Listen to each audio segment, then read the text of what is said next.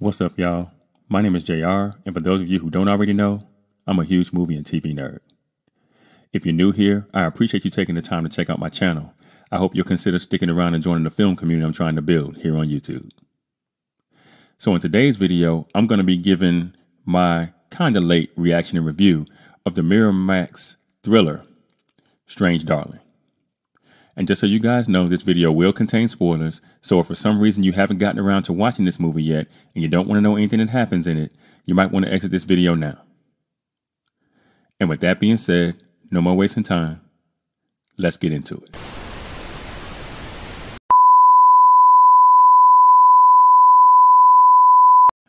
Strange Darling is an American thriller film written and directed by J.T. Molnar, and it stars Willa Fitzgerald, Kyle Gardner, Barbara Hershey, and Ed Begley Jr.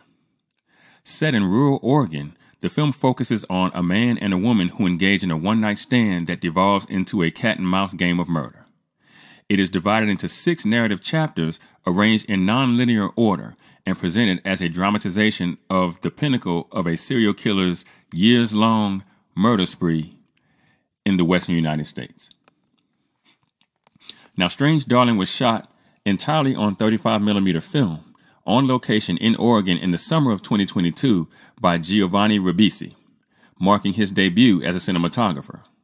It premiered at the 2023 Fantastic Fest in Austin, Texas, and was given a limited theatrical release in the United States on August 23rd of 2024 by Magenta Light Studios. It has received critical acclaim for its direction, writing, suspenseful sequences, and twists, and for the performances of Fitzgerald and Gardner. Now, at the time of the making of this video, the movie has a 95% on Rotten Tomatoes based on 140 critic reviews, and the film's popcorn meter currently sits at 85% based on over 500 verified ratings. The film has a Metascore of 81 on Metacritic based on 22 critic reviews with a user score of 6.9 based on 82 user ratings. And finally, it has a 7.2 out of 10 on IMDb with almost 18,000 ratings. Now look, I didn't hear very much about this film, honestly, until yesterday when it hit pay-per-view and streaming. But when I read the logline, I was definitely interested in seeing it and covering it here on the channel. So that's what I'm doing. And, you know, the first thing about this film that sticks out is that it's not told in linear fashion. And so I was interested in seeing if that was done for a good narrative reason or if it was just something that was done to try and be cute. Sometimes as a writer, you know, where you decide to start your film can kind of back you into a narrative corner where the beats are concerned. And so telling the story in nonlinear fashion can sometimes provide a path forward in that particular vein.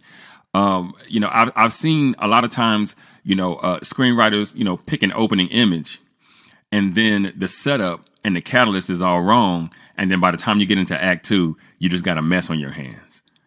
So, you know, I do think that the nonlinear storytelling kind of mode can kind of help fix some of that if you really, really understand what it is you're doing and why you're doing it. I think it can also, you know, one of the reasons why you would do something like that is to control the emotions of the audience as they watch the film and to purposely keep certain information away from them. You know, so that you can reveal it at the perfect time, so to speak. And that can be, you know, put the filmmaker in a really powerful storytelling position. And I do think that that's what we had here. You know, after watching the film, I mean, I think the story could have been told in linear fashion if the filmmaker had really just decided to do that. You know, with the opening image of the pair, you know, still being the pair outside the hotel and her asking him, hey, are you a serial killer?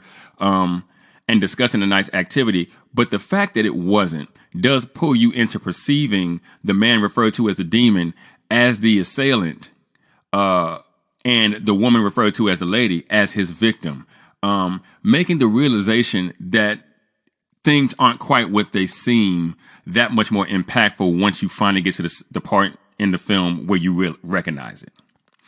I thought the film's aesthetic was great. It was absolutely fantastic. And the fact that it was shot on 35mm film, you know, really gave it a retro look. which I also thought was accentuated by the film's score. Both a standout job, really. And I thought the macro writing, was extremely clever, and it kind of had to be. Once you decide to tell a story outside of its linear order, you got to be careful because you can't mess up, right? Because anything that you mess up will completely just tank what it is you're trying to do. The filmmaker pieced the narrative together with near expert precision, and he was able to raise the tension and the stakes as each moment passed. And, I thoroughly enjoyed how the dialogue produced rather witty banter between the two main characters as the narrative continued to unfold.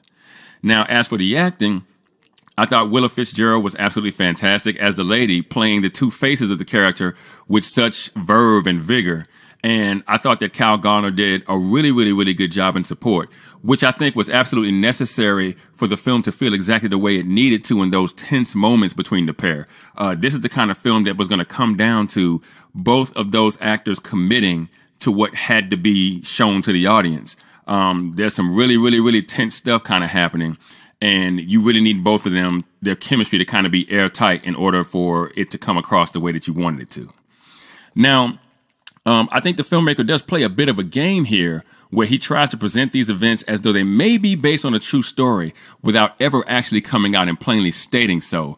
And what I mean by that is the scrolling text at the beginning of the film talking about, oh, this is this killing spree, the most prolific killing spree, blah, blah, blah, between this year and that year, whatever. I can't remember exactly what it said off the top of my head. But that immediately kind of brings you into the mindset of, hey, did this actually happen? And I'll admit this is kind of smart from a marketing standpoint because we all know how people eat up true crime, even in this day and age.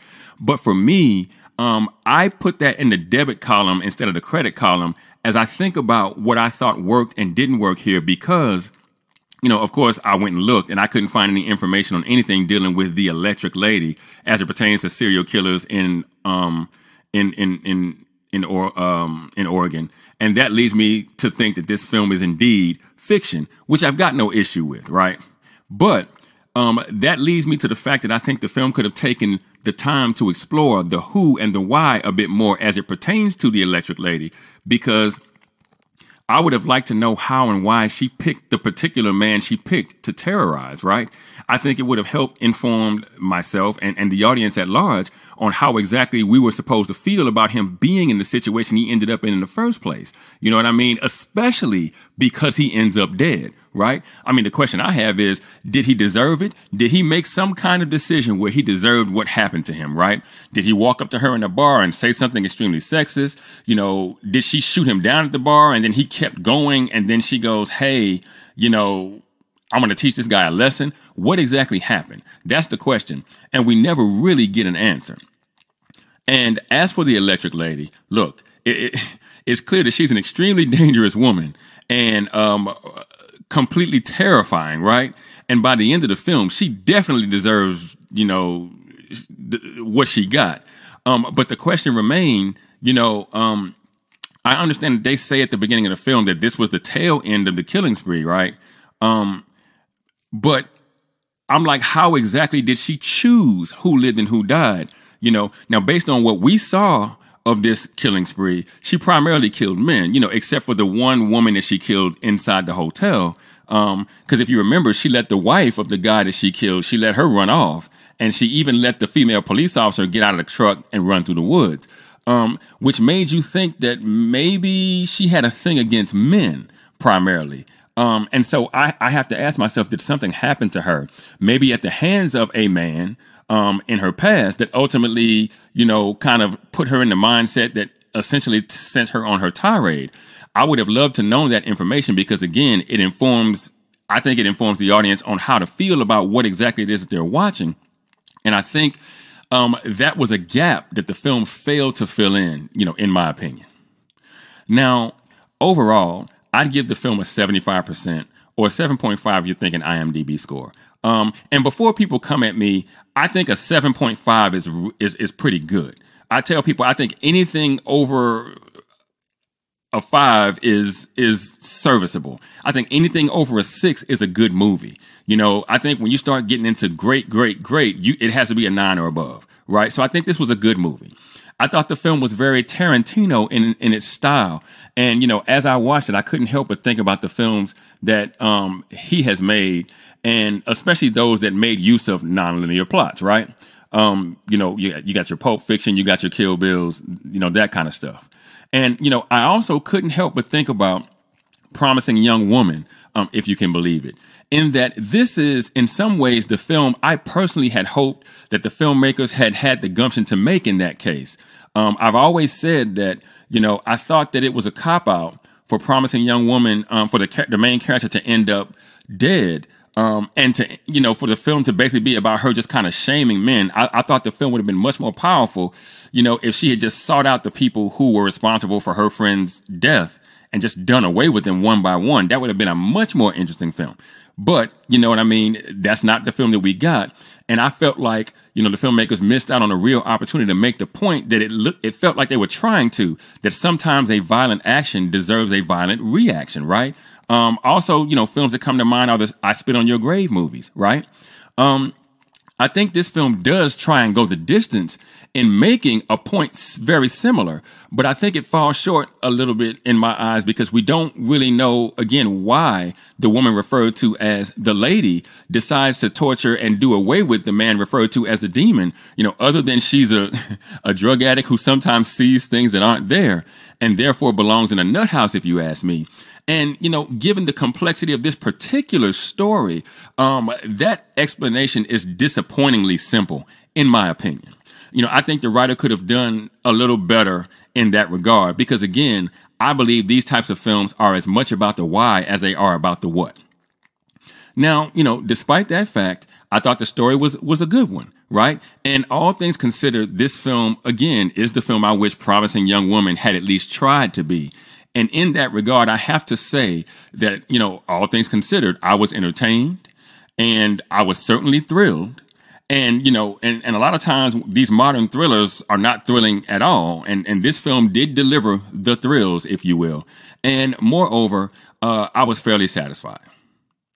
But what do you guys think? Have you seen Strange Darling yet? If you have, did you like it? It seems like most people did. And if you're one of them, what was your favorite thing about it? Let me know in the comments. And for those of you that might be new to the channel, be sure to like and share this video. If you really like the content, be sure to subscribe and hit that notification bell. That way you'll be notified whenever I drop a new video. You can also support the channel by leaving a super thanks. If you should be so inclined, I'd really appreciate it. Also, be sure to go and check out themadScreenwriter.com for more television and film reviews and info on my upcoming film projects. And with that, I'm going to go ahead and get out of here. I got screenplays to write, and I'll catch y'all on the next video.